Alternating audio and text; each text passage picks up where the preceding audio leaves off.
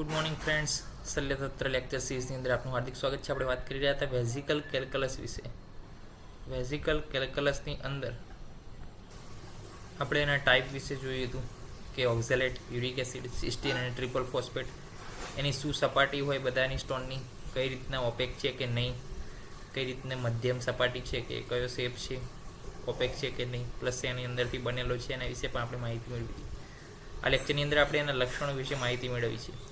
તો જ્યારે પણ વેઝિકલ કેલ્ક્યુલસ થાય ત્યારે શું થાય? પેશાબ કરવા વધુ વખત જવું પડે, પેનિસ સુધી જે છે દુખાવો થાય, મૂત્રમાં કેટલીક વાર લોહી પણ નીકળે. કેમ? તો કે જે બ્લેડરની સપાટીની અંદર જે રહેલા છે સ્ટોન, તો જો એ સ્ટોન આ પ્રકારનો હશે અનિવન સપાટીવાળો, તો એ બ્લેડરની મ્યુકોઝામાં શું કરશે? ઇરિટેશન એટલે કે જે સ્ક્રેપિંગ કરવાનું કાર્ય કરશે, અને એના કારણે શું થશે? ત્યાં આગળથી બ્લડ પણ નીકળી શકે છે. એ બ્લડ શેમાં આવશે? મૂત્રમાં, પેશાબમાં જે છે યુરિનમાં આવશે.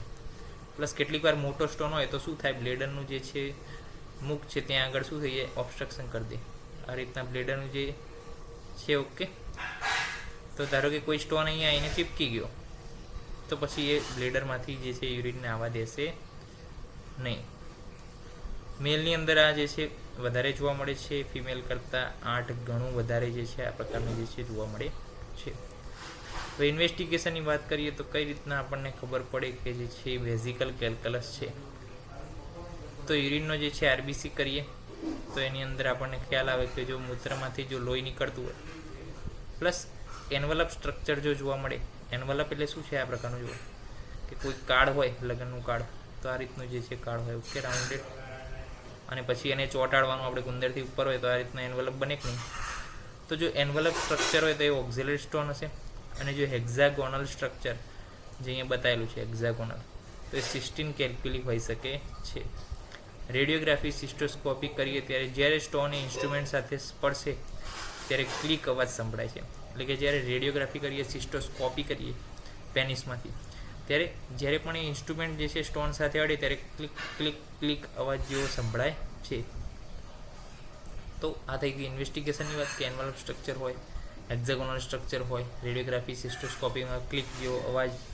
ત્યારબાદ વાત કરીએ ટ્રીટમેન્ટની અંદર તો જે છે યુએસજી લિથોટ્રિપ્સી કરી શકાય નાના સ્ટોનની અંદર, લેઝર લિથોટ્રિપ્સી મોટા સ્ટોનમાં, જ્યારે પર્ક્યુટેનિયસ સુપ્રાપ્યુબિક લિથોલેપેક્સી, નીડલ ગાઇડન્સ મેટલ ડાયલેટર, એનાથી પણ આ જે છે સર્જરી કરી શકાય છે. આપણે મેઇન જે છે આ બે વસ્તુ યાદ રાખવાની છે કે યુએસજી લિથોટ્રિપ્સી અને લેઝર લિથોટ્રિપ્સી. યુએસજી વાળું જે છે નાના સ્ટોકમાં, જ્યારે લેઝરવાળી જે છે પદ્ધતિ એ મોટા સ્ટોનની અંદર ઉપયોગ કરવામાં આવે છે. તો આ થઈ ગયું વેઝિકલ કેલ્ક્યુલસની ટ્રીટમેન્ટ અને ઇન્વેસ્ટિગેશન અને લક્ષણો. તો આપણે દરેક વિશે માહિતી મેળવી છે. વિડીયો જોતા રહો બંને, પાર્ટ 1 પાર્ટ 2, જેથી તમારા દરેક કોન્સેપ્ટ દૂર થાય, દરેક કોન્સેપ્ટ વિશે ઊંડી સમજ આવે. નવા વિડીયો મળશું ત્યાં સુધી જય હિન્દ, જય ભારત, જય આયુર્વેદ, જય ધન્વંતરી. નમસ્કાર.